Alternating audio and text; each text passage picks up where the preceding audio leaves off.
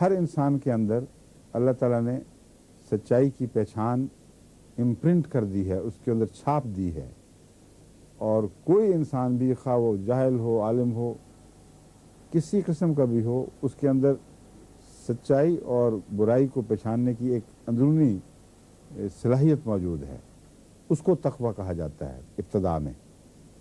وہ تقویٰ اگر ہے، یعنی وہ صلاحیت بگڑی نہیں ہے، اس کو انسان نے اپنی بدکرداریوں کی وجہ سے میلا نہیں کر دیا، کھو نہیں دیا، تو وہ اس کو کہیں گے آغاز میں متقی۔ انگریزی میں اس کا سادہ سی مثال یہ ہے، اے مین who can call a speed. اتنی سی تعریف ہے تقویٰ، ابتدائی تقویٰ کی، کہ جو اسپیڈ کو دیکھے، بیلچے کو دیکھے تو بیلچہ ہی کہے، اس کو بھینس نہ کہے، اس کو آری نہ کہے۔